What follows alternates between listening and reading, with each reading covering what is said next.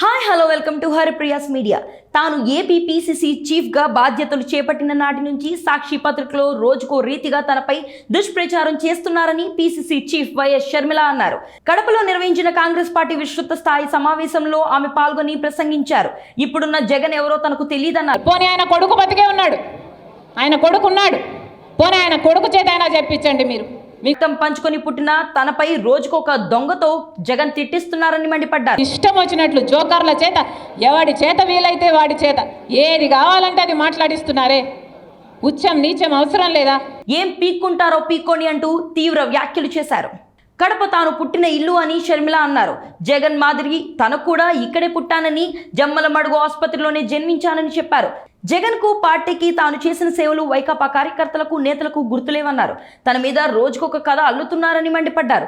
తనపై బురద జల్లేందుకు రోజుకొక జోకర్ను తెర ముందుకు తీసుకొస్తున్నారని వ్యాఖ్యానించారు. ఈ ఎన్నికల్లో జాతకాలు మారాలని అన్నారు. విలువలు విశ్వసనీయతలు మీకు లేవా అని ఆమె ప్రశ్నించారు. తాను రాజశేఖర్ రెడ్డి కుమార్తెను వైఎస్ షర్మిల రెడ్డి అని, ఇదే తన ఉనికి అని చెప్పారు. అంతేకాకుండా సాక్షి మీడియాలో జగన్తో సమానంగా తనకు కూడా భాగస్వామ్యం ఉందని ఆమె చెప్పారు. ఇంతగా దూషిస్తున్నారో ఇదే సాక్షిలో నాకు భాగం ఉంది. ఇదే సాక్షిలో జగన్మోహన్ రెడ్డి గారికి ఎంత భాగం ఉందో ఆయన బిడ్డ రాజశేఖర్ రెడ్డి బిడ్డకు కూడా అంతే భాగం ఉండాలని రాజశేఖర్ రెడ్డి గారు నిర్ణయించారు. ఇది రాజశేఖర్ రెడ్డి గారి నిర్ణయం. ఏ సాక్షిలో అయితే నాకు సమాన భాగం ఉందో అదే సాక్షిని వాడుకొని ఈరోజు నా మీద వ్యతిరేకంగా మీరు ఇంత దూషిస్తారా? ఇంత ఘోరంగా వ్యవహరిస్తారా? ఇంత నీచంగా ప్రవర్తిస్తారా? ఇంత అవసరం ఉందా?